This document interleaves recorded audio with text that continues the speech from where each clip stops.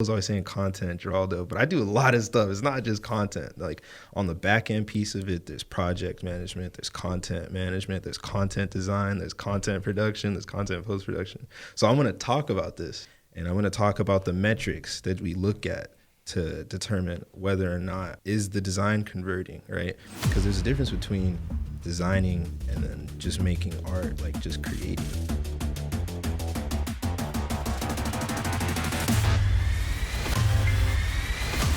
Hello, ladies and gentlemen. Welcome to the Hustle Up podcast. My name is Clint. I'm Jonathan. And today we have the pleasure of sitting down with Mr. Jerraldo. Jerraldo designs digital assets of all types for his company Vindici, which is a short, it is short for Vindici, right? Yeah. It's because you come, you see, you conquer. Yeah. Right? He came, you saw, he conquered.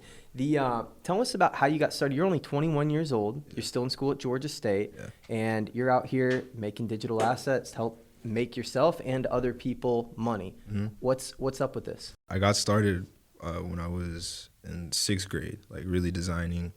I had a teacher. His name's Mr. Gilbride. Shout out to Mr. Gilbride. Shout out Mr. Gilbride.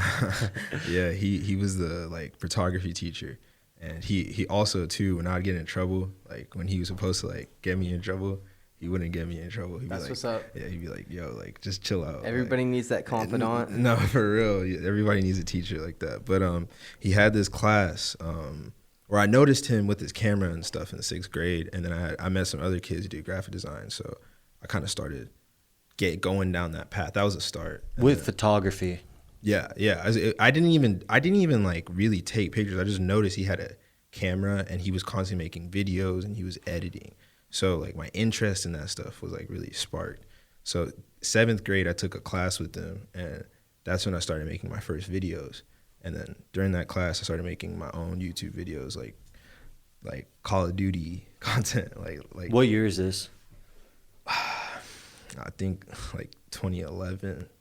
Okay. But it was like, this is seventh grade. Before Twitch popped off. This was around, this is actually around the time like Twitch was like bubbling. I was actually streaming for a bit, like middle school, high school. But at this point, I'm so far ahead, and like most kids my age don't even really like know streaming exists. Right. That I'm just doing this. I'm talking about it in school. I'm getting cooked. So I'm just like, all right, I'm going to leave this streaming stuff alone. But yeah, like, I've been really doing this like whole design, graphic design, rendering, all this stuff since then. What does digital assets mean for someone listening who may not know what a digital asset is? Mm-hmm. How do you break that down into something someone can understand? Yeah, so a digital asset is any piece of intellectual property that like lives on the internet, and that can take on like visual form, writing form. But a good example of a digital asset is, for instance, your brand, your podcast, right? Your podcast branding. That is an asset. It's on the internet. It's digital, right? And you can scale that. You can design for that. You can do a bunch of different things to increase the value of it or decrease the value of it, right? So Hustle Up, the name within itself, an example of our podcast. Mm-hmm. Hustle Up, the name itself, is a digital asset. The video podcasts are a digital asset. Yes. The thumbnails on YouTube, digital asset. Yes. Okay. Yes. Okay, now that makes sense. I think now we're all on the same level of definition of what is a digital asset. Yeah. Okay, so you're in school, you're in photography, you tried streaming through YouTube and Twitch. Yeah. And what does that look like? You're getting on, you're playing games, you're being funny. Honestly, I was just chilling. I'm a really chill dude. Like, I would just hop on Twitch and I'll just play games. Like, I'd talk a little shit here and there. But I would just be, I'd just be on my computer. I'd be on the Xbox, whatever, just with the homies, like quick scoping, Modern Warfare 2. Type stuff, you know what I'm saying? So I know exactly what you're saying. Yeah, I'm like, I know what a kill death ratio is. Yeah, you already know, man. But I was that guy that would be there talking shit about all these motherfuckers getting sniped. Okay. Boom, headshot. I'm talking. If you're KD below 1, then like you gotta go. We can't run. We can't run with you. I'm sorry. But yeah. So what'd you learn from what was your next step after that? So through this whole time period, so this is like sixth grade to like modern day, this whole time I'm trying a bunch of different stuff. I'm not, like, while I'm streaming, I'm not just streaming, like, and I've always done my own graphics. Like, I tried paying one dude when I was in not a freshman year of high school. I paid somebody to make some stream graphics for me, and he scammed me. And I was just like, damn, like, I got to do this on my own. Like, I really think I have to just do this on my own. So I think that's part of, like, it, you know, I feel like life is the culmination of, like, a bunch of little things that, like, push you, like, further and further to go pursue whatever it is that you're meant to do. But that made me further want to be good at graphic design, because I got scammed. And I was like, oh, man, if I wouldn't get scammed if I'm designing for myself, because I would just keep designing until I'm pleased with what I get, right? But it's also, you know, you got to be able to, sometimes it takes more time to portray your vision than to just create your vision. Yeah. And you got to go through iterations of, no, I meant this, no, I meant that. When you could have just went onto YouTube and say, how do I animate an eye wink or something like that. Yeah.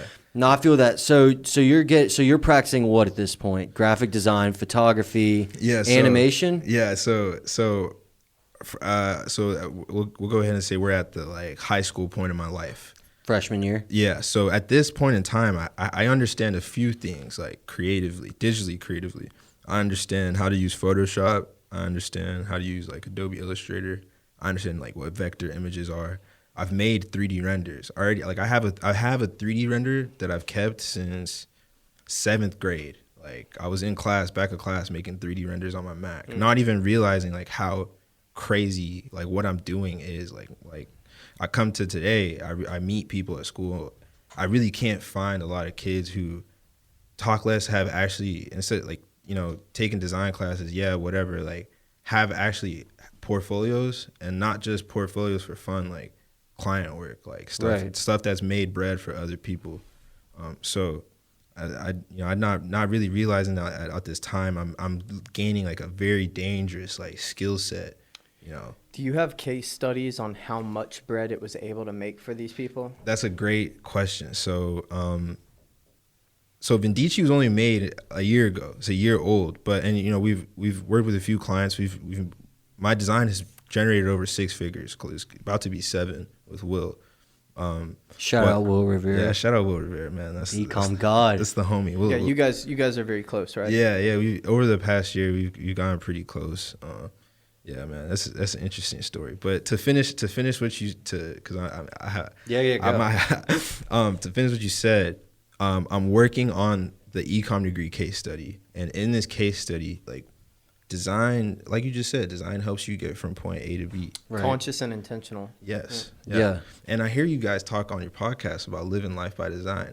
And I'm like, dang, I already knew when you said that, like, okay, I like these guys because they understand what design is. Getting that tattooed on my forehead. No, for real. I honestly wouldn't be surprised if you did. No, it'd be tough, man. Because honestly, it's some real stuff, man. Like, everyone is a designer. You know, we inherently design our lives. You know, the phone on your background. I hope you're not no default settings type of dude. Like, I hope not, because that means hell no, bro. It's like a message I want. Like, if I feel like for example, mine is Elon Musk, and it says don't tell people your plans, and then it's the Tesla factory. It's show them your results. Yeah. It's because sometimes I feel like I talk too much. Yeah, no, and that's my reminder to design my mouth to shut the fuck up. I'm the same way, man. Yeah. I think. Because you're in the tech space too, and technological people are very creative people too. I don't even think a lot of technological people realize that. Like, my CTO Dylan, he's insane coding. You know, his knowledge base is very deep there, but I don't even think he realizes it. But, like, his design thinking is really sharp, because in order for you to architect and engineer softwares, you need to have a very sound process about how you go about even understanding what it is you're building, figuring out the roadmap to building it, understanding the prior knowledge required to before you even start building, see, these are all things you need to be good at. So You look at Steve Jobs. We just rewatched the Jobs movie. It was my first time. And every story, every iteration that you have of him starts in his calligraphy class in college. It goes back to the font size. There's the stories about him yelling at people because there's too many buttons on the first draft of the phone. No, we're going to have a simple piece of glass that's so easy a baby could use it, and there's going to be 2 buttons. Maybe 3 buttons. That's it. This isn't overly complicated. You don't have to figure it out. You don't have to take a class for this. That's that design going into business. Any chance that you get to mix art and design with business, how do we turn this into profit too? That becomes the game. Like now you've been able to gamify the process. Another good example is, and it's called first principles. It's the idea of getting rid of what's not necessary. Take Elon Musk, for example. Obviously big guy in my life, I assume most of ours. When he's looking at how to make an electric car, he's not looking at the alternator of a gas car and saying, how do I recreate this? He's saying, what is the A to B function of this, and how do I replace it? Yeah, is it actually necessary? And not even, and I misspoke, it's not even how do I replace it, how do I replace the function of it? And that's just a testament. Those are 2 great examples of art and design. And I like that you drew the delineation between them, because I've never thought about it like that. Yeah, dude. I mean, look, think about it, man. Like, look at the I study, like, I love brands. People say, oh, don't be materialistic. I'm not talking. Yeah, it's not good to be materialistic, but as humans, human nature, we gravitate towards brand. Everyone has different brands they gravitate. But me, for whatever reason, I really like branded things. I like the stories that come behind them. And man, when you combine design with the logical aspect of life, and then you put in the fiscal aspect of life, I feel like that's when you become like your mind becomes really dangerous. You can really create or set out to do anything you want to do. Oh shit, this guy's left brain and right brain is over. Yeah. I think a lot of people, I don't like school. I'm gonna finish school. But my whole life I've really struggled with like teachers. I don't know. Teachers tried to tell me I had ADHD, like I'm disruptive. But, I've always had a few teachers that have told me, like, I think it's because I resell shoes. I still resell shoes. I love shoes. I love reselling, the concept of it. That's one of the, first ways I came up. But, in school, they don't teach you to think with that left and right. They don't teach you how to combine the two. School really programs you. If you're not careful, I've noticed, like, my friends with a great sense of self-awareness and just awareness overall, they are able to see past what school is teaching us and, kind of learn on like the outskirts of what they don't teach us, like investing, for example. Yeah. I have the only friend that I know who know how to invest. They didn't learn about anything about investing outside of school. Like they went and they did it on their own. And I didn't learn a single thing that mattered about marketing with a marketing major. Yeah. I learned it by hiring marketers and saying, how are you doing what you're doing? Teach me. Don't just do it. Don't keep me in the dark.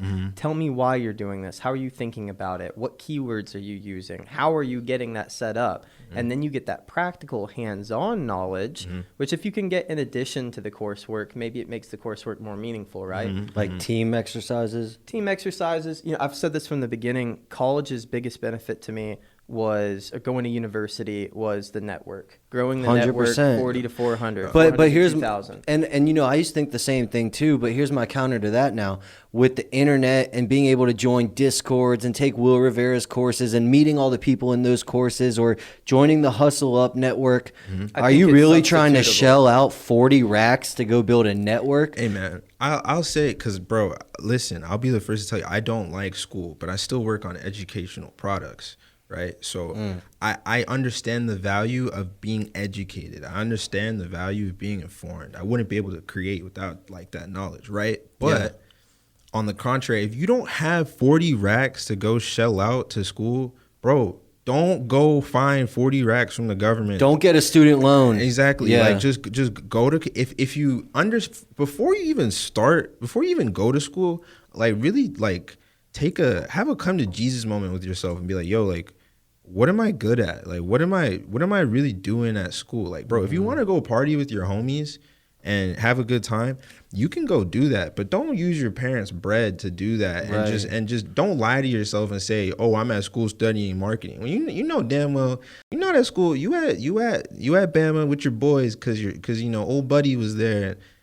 Like really see, okay, I like business or I like art or I want to be a nerd. Cool. Now, what does that look like in practicality from a degree perspective? Like, what degree can I take that'll best equip me for whatever profession it is that I'm going into in life? And that's how I approach school, like off the dribble. Dude, and even if you mix it in like a left brain, right brain type of way, like if let's say you take Will Rivera's ecom course and you're 16 years old, by the time you're 18, you've got a handle on, especially with ED 2.0 coming out, you got a handle on Snapchat ads, you got a handle on Facebook ads, you understand the marketing part. Go to college for finance. Now you're getting it, right? Because yeah. the more knowledge that you can combine, and like not from a surface, I'm talking deep knowledge. It's good to be very knowledgeable and one thing and branch out to the other.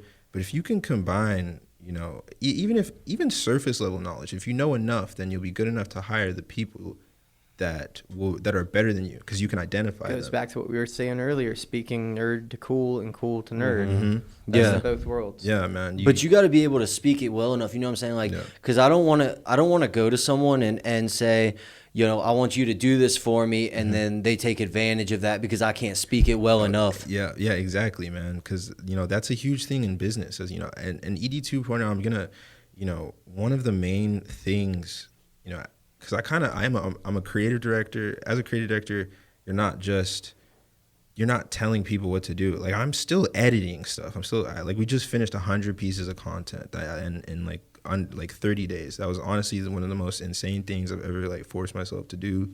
Like the design, the plan, and I'll show you guys after this if we got time. Hell yeah. It was a lot, but as a creative director, now I've created the templates and the systems, and I literally documented my editing process, the way I edit things, the way everything, I've documented it. And I gave it to my video editor, and I'm like, okay, boom. Genius. Yeah, I'm like, dude, this is how I do it. This is why I do it this way. Here are all the styles for all the different formats. Boom. Here you go, bro. Here's how I want things done. This is the guidelines to work within.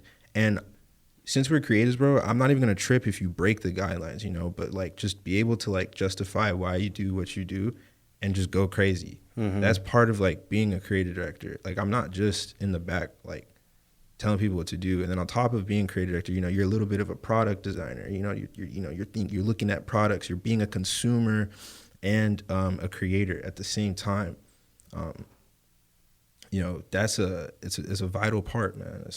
I love that. Yeah. What are so I've got two questions based off things you've said previously. The first one is, when you're analyzing, you said you document all your data. What are those metrics that you look at? To see if so are we talking about like content, for instance, like we're posting content with Will, like to see if the content's hitting. Yeah. I mean, honestly, the way we pick one, we focus on one thing. One thing, like one piece of content, one message, one metric. One metric. We pick one metric. It could be views, or it could be comments, engagement time. It could Yeah, we pick one, and then we were just like, yo, we need to get better here, and we justify getting better here by saying, okay, if we get better here, then it will help us. Then like if we get better at X, then Y will go up, and then doing Z will be easier. So that's how we kind of like. Do you have a real life example of XYZ? Yeah. So for instance, like boom, like if we like this is the most simple example. Like if we post more content, like if you like literally just post more content, then more eyes will get on us. If we have more eyes, then the chances of getting more sales are higher. So we're not even looking at, let's just say, views on a single video, but maybe if we post more than on the aggregate, on the macro, we might have 100,000 impressions or so many people that visit our site, and now they've got more exposure to us. Is there a thing? Is there such thing as posting too much? No. It depends on your audience. It depends on your like team's like production capabilities. But I mean, dude, post as much as you are able to with like great quality, I'd say. You know what I'm saying? And everyone's capacity to do that is different. But I mean, like, if you look at my IG, I have no pictures. Did look at your IG. I got no pictures. Yeah. On my company IG, I have a little bit of content on there. But for myself personally, I'm not really making content for myself because I'm working on everyone else's making a stuff. hell of a lot for others. Yeah, exactly. You know what I'm saying? So, but I know, but that's because I know for me, I know why I know like my style of not posting. It works for me because like I understand what's going on. That may not be good for everyone. Like everyone has their own. You should. But for my company though, for sure, I'm gonna be dropping more on there. This is important when you're tapping out, when you're like really in the zone and you're cranking out these 70, 80, maybe even 90-hour work weeks. Yeah, you're capped by the amount of time that you can put into these projects, and that means that if somebody else comes to you with a large project, you may either have to tell them to wait if they want Jerraldo, or we could work with my team. Okay, so you do have a team. You are scaling. Oh yeah. I have a team. But like from so here let me break down like the infrastructure of my company. So from when it comes to like design, like pretty much any kind of design, like except for like logo design, I don't really like to do. So I make sure I have like a super fire like monogram designer on hand, and I will make the creative direction for them. Right. I will literally kind of like, what's the best way?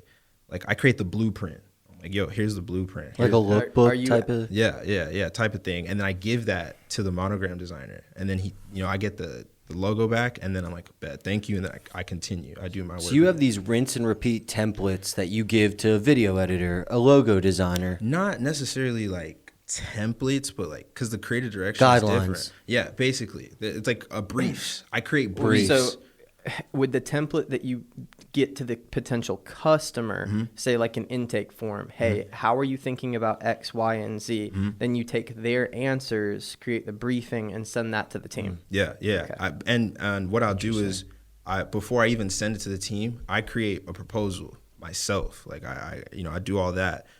Or with my project manager. I have a project manager too. Crucial. I would love to talk about project management. That's a thing kids, they don't even know exists. Most like kids, most new entrepreneurs who hop into the game, they don't even know project management exists. But I create the proposal with my project manager, and then I meet with the client. I detail what I'm thinking, like how this should go down, what it would look like in practicality, time, all that.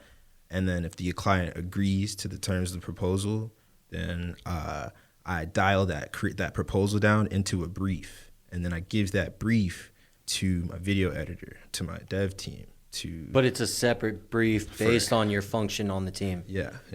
All of your team contractors, or they? Yeah. All and contractors. So, VAs? No. Everyone's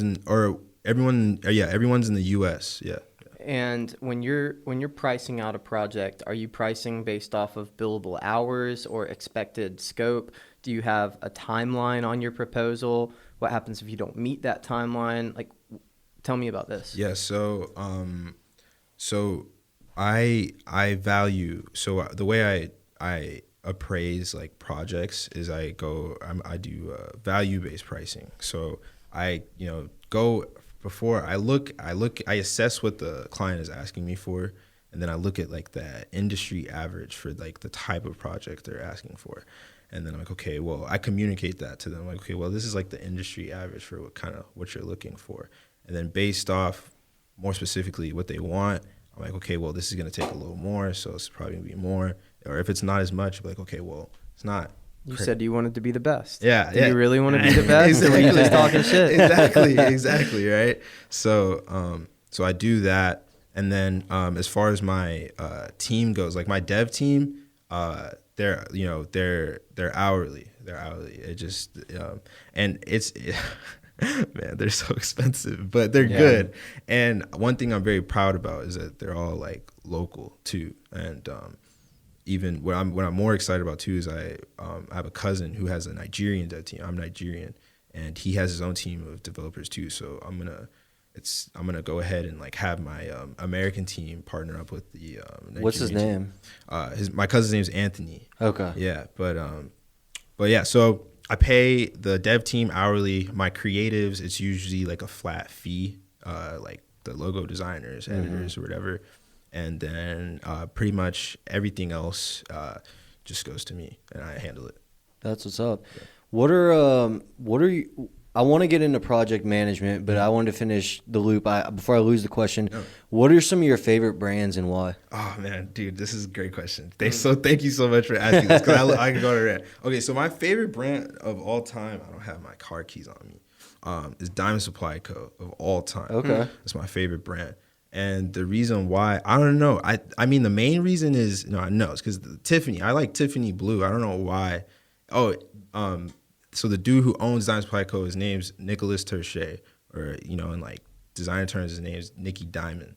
Okay. And he had like a Tiffany blue Ferrari outside of his store in LA. That's where I grew up. Like, that's where I like got assimilated to like American culture and stuff like that. So you were born in Nigeria? No, I was born in England. Oh wow. Yeah, okay. Yeah. I've lived kind of. You're a world citizen. Bro. Yeah, that's awesome. Yeah. So, yeah, man, and like the slogan of the company is brilliance is simplicity, or like simplicity is brilliance. And that really like struck me from like a young age, like 6th grade, 5th grade.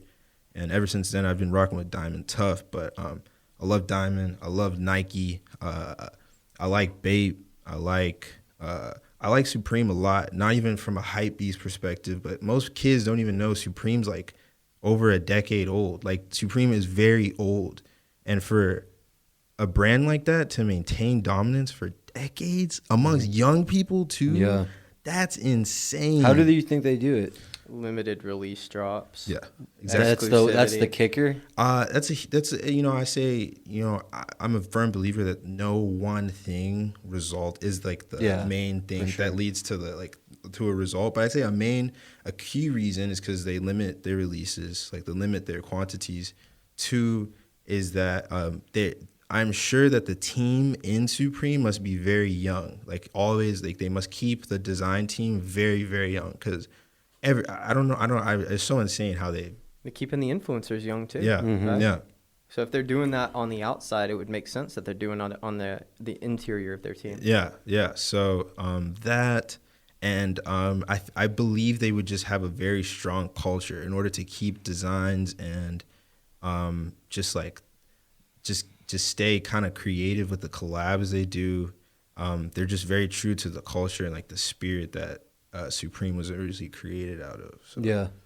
100%. Are there any brands that have made it to, world-renowned status that you're just like, what the fuck? How did that happen? Dude, Nike is a brand that just really, like, people don't even realize how big Nike is. McDonald's is a pretty huge brand too. Coca-Cola. Yeah, brands like that I really respect. I say Nike. I say from like a general corporation standpoint, Nike. From like a streetwear clothing standpoint. Well, how they even got to there from being a running shoe, like strictly a running shoe. That's mind blowing. And dude, there's like 50 trillion departments at Nike. Yeah. And like 20 trillion of those are popping. Like, just blows my mind. Like what the infrastructure of a company like that must even look like. Like, don't they have an incredible founding story? Wasn't it Oregon's running team, and they needed a better shoe, so they went out and made one. And Nike, as of the meaning behind the name goes back to the first marathon that was Really? ever run. Do you know deeper than that? Yeah, the guy, there was a battle and a bunch of soldiers died. And they sent a messenger to run back and warn the king, say, hey, you've got, maybe it was Persia, but you've got trouble showing up very soon. And he had to run 28.2 miles, the first marathon. And I think his name was Nike, or the name of the revolution was Nike. So Interesting. Yeah, dude, that's mythology back on. Is that Super from? tight. Did you read Shoe Dogs?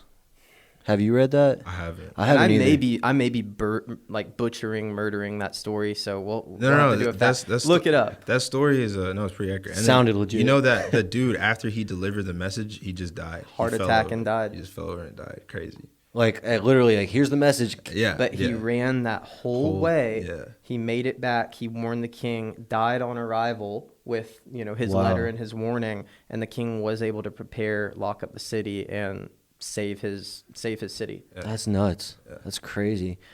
So I guess that, you're talking about, 50 billion, trillion, thousand, whatever that number was, you just tried quadrillion. There's a lot of stuff yeah, happening what, with that company. Yeah. let's use that as a segue point back into project management, right? So how do you see, what is it that these young cats don't know about project management? And then even further, how do you see yourself scaling up as a, leader at the helm, project manager of a creative studio agency? I think what a lot of just young people in general, I have to humble myself every day, no matter how much I'm working on or doing or how much I'm learning, because dude, you don't even know what you don't know. That is the most scary thing to me in life. And Dawson said that too, sitting in that chair. Really? Yeah. That's crazy. Yeah, man, dude, like you don't know what you don't know, and you need to constantly be aware of that. So you're constantly learning with a sense of urgency and a sense of awareness, so you don't get finessed in business. Yeah. A lot of kids get finessed in business just because they don't know what they don't know. So going back into project management, Grant Cardone, I like the way he thinks, because from this perspective, he said, you need to estimate whatever it is that you want to achieve in life is going to take 10 times the amount of like money, resources, time, whatever, because if say you don't plan enough, the reason why you failed at whatever you're trying to do is simply because you didn't like factor in for all the other stuff that could happen. You didn't plan enough. Yeah. Exactly. So like I said, going back to project management, that's a crucial thing. You need to understand, what is the scope entirely of whatever venture, whatever project it is that I'm trying to accomplish. What is it going to require from me? Do I need a team? What are the teammates that I need to know? How much is this going to cost me from out of my own pocket? What is the profitability of, they don't teach us this stuff. And, people these days I'm all for everyone going to do entrepreneurship, but being educated before you get into this stuff it will make your life much easier. That's something Zach said too when he was on the podcast. Shout out Zach Zellner. Is in the beginning, it's everybody should be an entrepreneur. Everybody should taste this freedom, and then kind of coming to terms with the fact that this life isn't necessarily for everybody. And if you've been thinking about it and you feel like you have that calling and you grew up, like, take a risk, get after it. And at the same time, if this isn't for you and you don't feel like stepping into the unknown and the territory and the stress levels and the countless hours and managing the team, like maybe learn that knowledge, get your feet wet, and see, hey, what would this look like before I jump all in? Yeah, man. I think a lot of people get it twisted too, like to piggyback off what you're saying.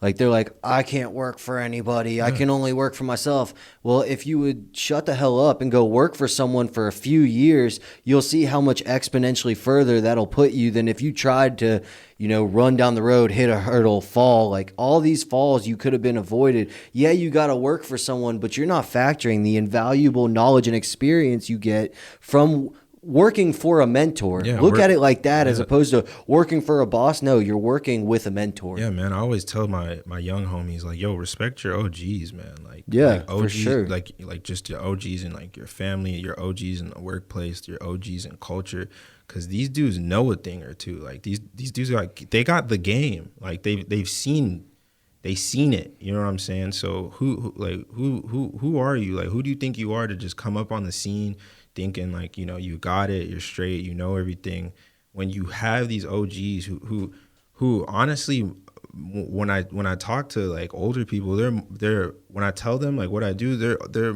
9 times out of 10 they're bursting at the seams to like help me and like give me game and like give me guidance. So yeah, man, like, you know, this just going ahead and discrediting like working for someone else. Like I kind of, because I you know, I've been making like bread. I've always had that entrepreneurial spirit since like, it runs in my family, like in my culture, but still like I've come to realize like, yo, working for someone is not bad. Like my CTO Dylan, he works at Experian, and last summer he told me like, yo, you're a great designer, bro. Like, why don't you try and like get an internship at like Nike, or like just, you know, why don't you go work for a company? I was like, I think I just really want to work on my company. And at that point in time, I wasn't even really like processing like, oh my God, like, wow, like I would really learn a lot from like an older designer. Like pretty much besides that class I took with Mr. Gilbride, everything else I've learned on my own, just buying like design courses from like the top design teachers and the business of design teachers. What about project management? Was that, you had no learning on that? That was just iterations? You know, as I do more projects and do different kinds of projects, I'm forced to just go learn about how to manage the project. So I just taught myself how to do project management by just reading books, watching videos, talking to my pops. He used to be the executive vice president at Domino's, and he's literally like, I think he's the greatest strategic thinker I've ever met, and probably like Will know. He's just such a good strategist, and he teaches me a lot about how to like manage your team, how to manage people, how to figure out what's important in terms of getting to where you want to go, and you know, just combining all that and all the like the self learning and the wisdom from my pops. I've just used that to build a, you know, foster my own project management knowledge and my team too. Absolutely. Do you have any gems from your dad that resonate with you heavy that you can recall? The one that has helped me the most as of recently is just stay focused. Like, my dad's a very, and I think I think, you know, for most of our parents, I think I forgot one of y'all were talking about your pops and like how, like, you know, it's very hardworking. My dad's intense, yeah. Yeah. So, yeah, man, he tells me to like stay focused. So like last year, I was lit. You know, I was working with Will. Econ degree was hitting last summer too. I was reselling heavy with Lex and Pat. We were selling pools. Those were selling like hotcakes. Made like 15 bands flipping pools. And that was lit. I was trading stocks. I was coming up off options. Flipping swimming pools? Yeah. We can talk about it. Yeah. That was lit. But I was doing all this stuff, and I've always been a very eclectic person. But, you know, especially as Vindici has grown, I'm finishing up school. My pops is like, yo, like, you need to learn how to focus, because especially I had trouble focusing on just one thing, like when I'm doing it too. He's like, look, like, focus, like, stay focused. There's a lot of talented people out there who amount to nothing, and it's because they don't stay focused. You know, one day they're, oh, all right, we're Forex trading today, you know, we're Forex traders. And then, you know, they hear about drop shipping next week, you know, they hear how lit Will is, and they're like, all right, no, we're drop shipper now. What's the easiest, highest dollar thing I can chase? And we see this with the roofing company. Folks come in because they hear, it's simple, and they change simple in their head to easy. Oh, this is an easy dollar. Yeah. Then they realize it's not easy. Yeah. Well, I just heard about real estate investment, so let me go check that out. Yeah. And Forex, and then before you know it, it's a year later, and you don't have a single dollar in your bank account still because you were too busy chasing the white rabbit. Yeah, man. Just pick one thing and go with that, man. See, now staying focused gives me cognitive dissonance, not because I disagree with it, but how are you telling me to do that? So what he means by staying focused is, understand, what is the most important thing to you in terms of for me it's college. He's telling me like, dude, you're smart. I get it. Your agency is hitting, is lit, dude, but like, go freaking finish school, bro. Like, you know what I'm saying? You're already so close to finishing too. Don't get distracted. You know what I'm saying? Like, that is important to you. This is him telling me like, yo, like, this is important. Your parents, I'm Nigerian too. So yeah. what your parents say, you do it, man. You focus it on. So, but my parents are very chill. They're not traditional, but I understand. I'm aware of how wise my parents are. So I respect them. So even when I don't want to, like I want to disagree, I'm aware of like, they got wisdom on what they're saying. You better come with that logic if you disagree. Exactly, right? Yeah. And if I hit them with that I'm a very logical person. I don't argue with my parents. We have adult-to-adult discussions, especially me and my intellectual pops. conversation. Yeah. And if I state some points, I state some facts, and I back up my claims, they'll be like, all right, well, I understand. I've always been like that since I was a kid. What's your dream car? My dream car, bro. You go pull up in the exotic tomorrow. What do you reckon? I think that's constantly changing, but I'd love to have a Rolls Royce truck, bro. Yeah, Rolls Royce truck. Yeah. So you come back to your house tomorrow in the Rolls Royce truck. Yeah. And you say, Dad, I dropped out. And this is me focusing. Yeah. This is me focusing. Look outside. Yeah. What's his response? Dude, he'll look at me and he's super chill, and he would be like, he would audibly say like okay, like nice, but in his head he's cooking me like this. Oh my god, this dude, bro. Like, all you had to do was go to school, like just finish it. School is this is my my like from my pop's perspective I'm speaking. School isn't, and this is true. School isn't just about going there to get your diploma, learn your degree. School teaches you some other critical life skills, or it puts you through some like life situations before like the actual like type of situations arise that you can get in other aspects, but it's a much like lower risk. Like, it's a much, I'd say, easier way per se to learn things, right? There's not livelihoods of your team on the line. Yeah. It's an A, B, C, and D. Or... It's just your GPA, right? Which I'm gonna go on record and say I don't care about my GPA because like, dude, I'm working on I helped Will build a 7-figure digital project. Right. So so I know I'm smart. I know how to apply knowledge. But at the same time, school teaches you, one, how to start something and finish it. You know what I'm saying? I see a lot of people start things and they don't finish things. I kind of have a tendency to do that too. I'll start a project. I get, I literally design. I'll create a whole web design and I just won't code it. Like, I'll just create a design and it'll be there. And that's not good. By finishing school, my pops is telling me like, you're overcoming that kind of like behavior, like, that'll set a pattern in your mind to start and finish things. That's one. Two, it teaches you how to like work through adversity, like pressure. It teaches you a little bit of like perseverance. It's everybody had that 11 o'clock paper. It's due 11:59, and somehow, some way, you got to figure out how to type 2, 3, 4, 5 pages in 40 minutes. And the realest ones, they'll figure it out and they'll get it in on time, and they won't just be like, oh man, like whatever, man, like I'll just take the L. Going through those kind of like microcosms, like those micro situations, kind of really gives good context as to how well you will perform just like in life. Are you somebody that completes the mission, or are you somebody that comes back with all the excuses, all the reasons why, right? People don't care. And a lot of times they don't care how you get there as long as you complete the mission. Yeah. Did you have to lie, cheat, steal, pull off some ridiculous feat in the background that only your team knows about? Or did you get the mission done? Yeah. Did the work get accomplished? Yeah.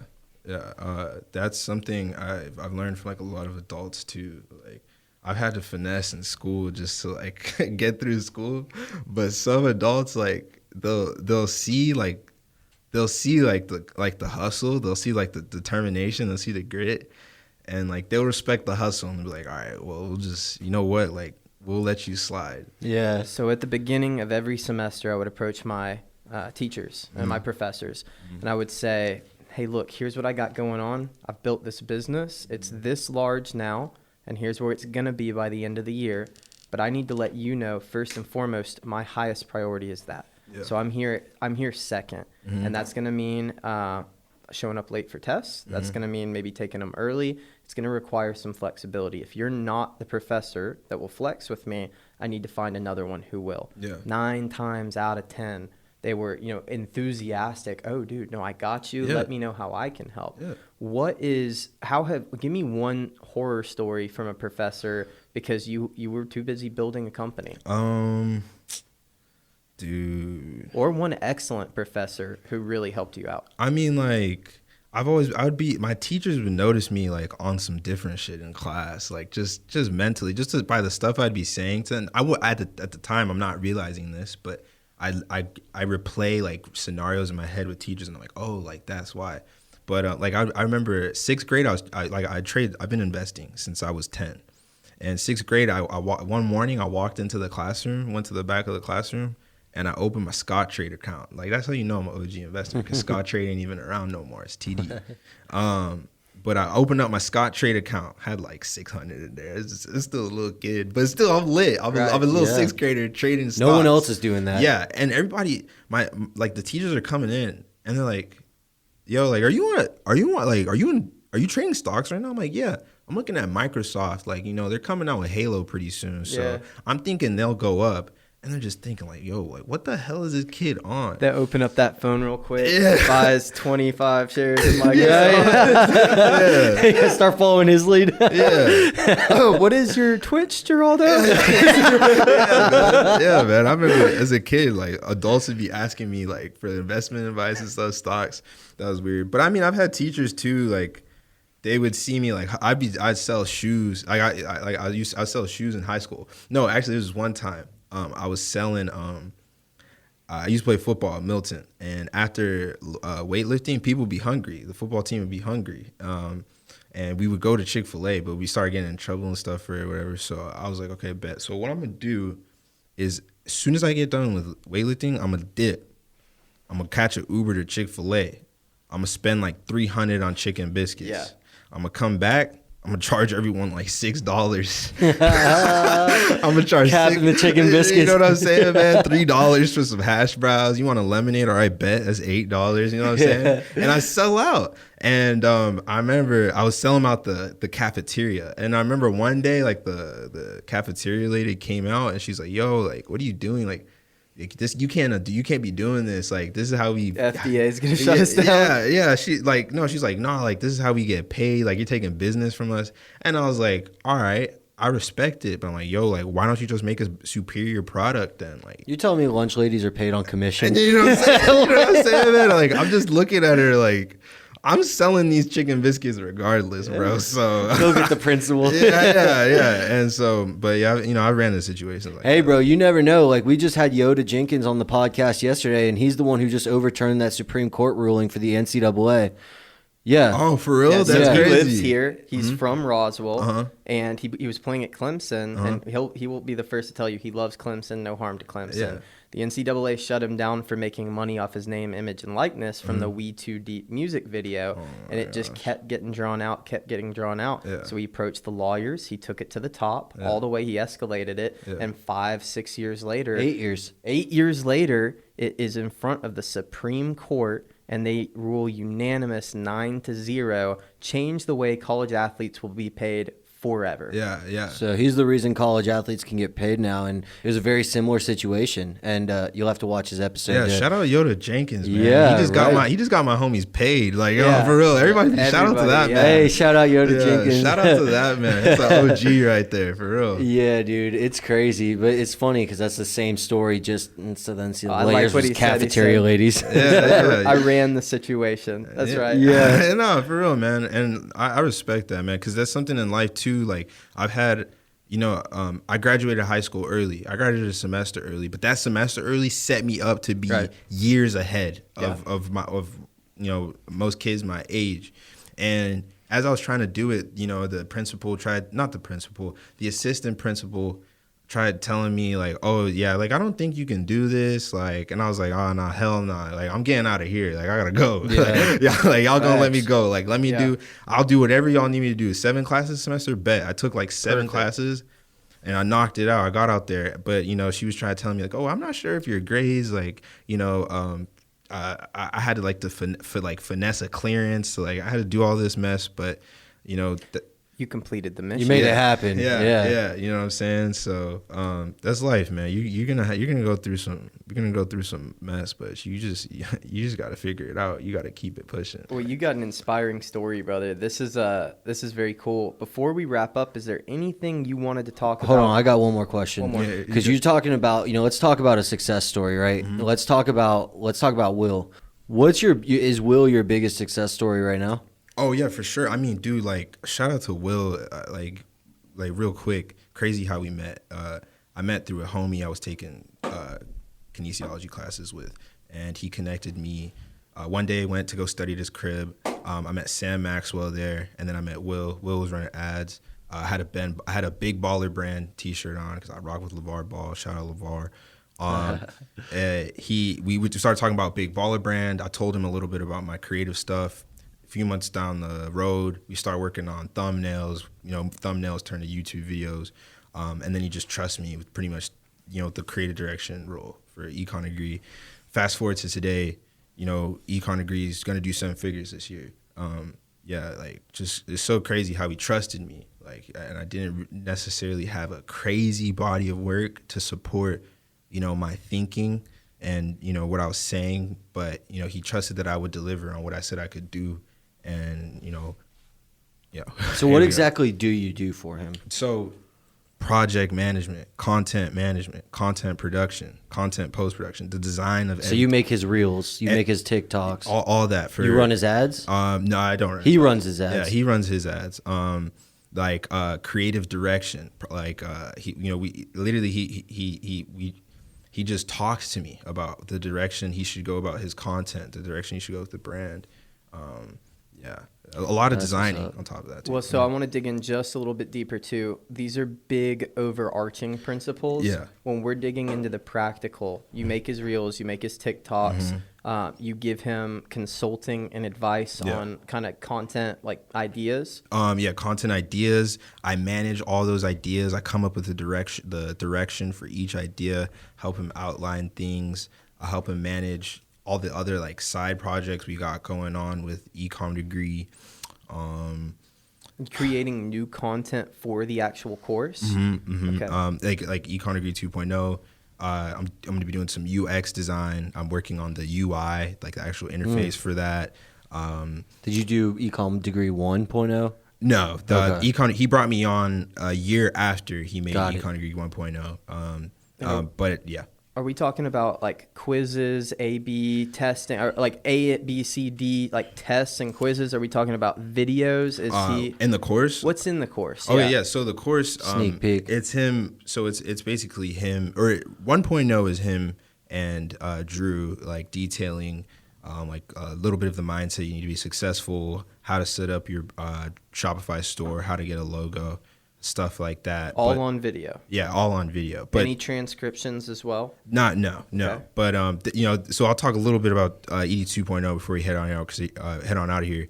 So ED 2.0, one thing I'm gonna be going very hard on is like I'm going to be approaching it from like a modern MBA perspective. Like by the time you finish ED 2.0, you should understand on a basic level just how an e-commerce business is ran, like from marketing to branding to your balance sheet to sourcing products. And we're gonna break all that down in a very understandable way, and to where you have a good foundation of knowledge to go even understand where you need to keep on learning, because e-com degree is not the end all be all to your knowledge as an online entrepreneur. Well, modern MBAs, that's a marketable hashtag right there, or slogan. A modern MBA, yeah. Right? Yeah. It honestly is, yeah. It is, because, and even, one of the very first, I was thinking about going to get my MBA from Emory for a while, and every entrepreneur I talk to says, well, why would you waste your time doing that? Like, why, this is not going to help you. What you need to be focusing on is business and self-education. And no shade to the MBA programs, no shade to Emory or any of the other cool schools.